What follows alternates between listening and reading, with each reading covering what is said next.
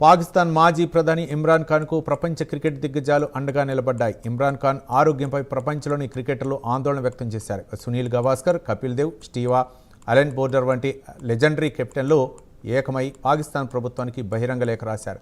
గత 2.5 ఏళ్లుగా జైల్లో ఉన్న ఇమ్రాన్ ఖాన్ ప్రస్తుత ఆరోగ్య పరిస్థితి తెలియజేయాలని కోరారు.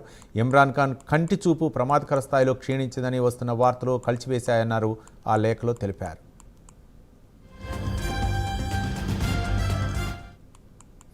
పాకిస్తాన్ క్రికెట్కు కెప్టెన్గా దేశ ప్రధానిగా పనిచేసిన వ్యక్తికి ఇవ్వాల్సిన గౌరవం, కనీస మానవ హక్కులు అందటం లేదని ఆవేదన వ్యక్తం చేశారు. ఇమ్రాన్కు తక్షణమే స్పెషలిస్ట్ డాక్టర్లతో మెరుగైన వైద్యం అందించాలని డిమాండ్ చేశారు. కుటుంబ సభ్యులను కలవటానికి అనుమతించాలని, న్యాయపరమైన ప్రక్రియలను పారదర్శకంగా వేగంగా పూర్తి చేయాలని పాకిస్తాన్ ప్రభుత్వాన్ని కోరారు. క్రీడా స్ఫూర్తి, మానవత్వం దృష్ట్యా తామంతా ఇమ్రాన్ ఖాన్కు అండగా నిలుస్తున్నామని స్పష్టం చేశారు.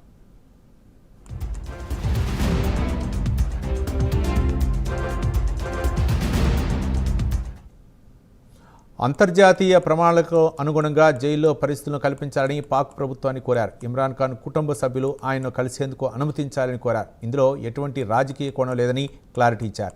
వివిధ ఆరోపణలకు సంబంధించిన కేసులో ఇమ్రాన్ ఖాన్ 800 రోజులకు పైగా జైల్లో ఉంటున్నారు.